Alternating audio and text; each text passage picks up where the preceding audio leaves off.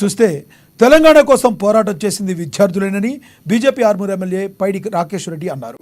తెలంగాణలోని ఏ ఒక్క నాయకుని కుటుంబంలో ఎవరూ చావలేదని, తెలంగాణ కొరకు ఆత్మ బలిదానాలు చేసుకుంది విద్యార్థులేనని చెప్పారు. విద్యార్థుల నియామకాల కొరకు ప్రభుత్వం నోటిఫికేషన్ విడుదల చేసి వారి డిమాండ్లను నెరవేర్చాలని బీజేపీ ఆర్మూర్ ఎమ్మెల్యే పైడి రాకేష్ రెడ్డి డిమాండ్ చేశారు.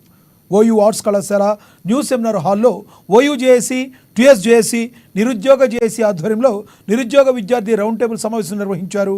వెంటనే నిరుద్యోగ క్యాలెండర్ని రిలీజ్ చేసి నిరుద్యోగ భృతి అమలు చేయాలని ప్రభుత్వాన్ని ఈ సందర్భంగా ఆయన డిమాండ్ చేశారు. రిటైర్డ్ అయిన ఎక్స్టెన్షన్ చేసుకుంటా దగ్గుదమ్మచ్చినోడిని, బీపీలుండోని, షుగర్లుండోని ఉద్యోగాలు ఎత్తే వాళ్ళు ఉద్యోగాలు చేయలేకపోతున్నారు. ప్రజల సమస్యలు కూడా ఎక్కడెక్కడ పడకేసినాయి. ఉద్యోగాలు అనేది ఎక్కడ ఏ గవర్నమెంట్ ఆఫీసర్లు ఉండలేరు.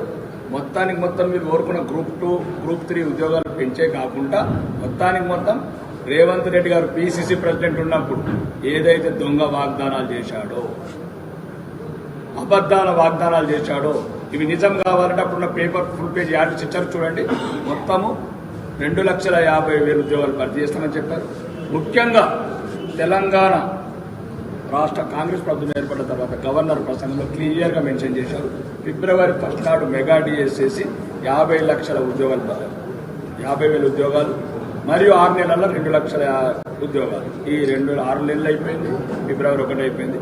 2 లక్షల నా ప్రధాన డిమాండ్ మొత్తానికి మొత్తం 2,50,000 ఉద్యోగాలు భర్తీ చేయాల్సిందే. ఈ రాష్ట్రానికి లోటు లేదు.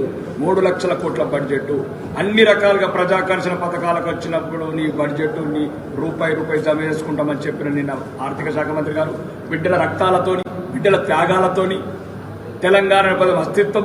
మీరు రోజు ఉప ముఖ్యమంత్రి కావచ్చు, తెలంగాణ అనే పదం, ముఖ్యమంత్రి అనే తెలంగాణ కావచ్చు, దానికెందుకు రూపాయి జమ చేస్తలేరు?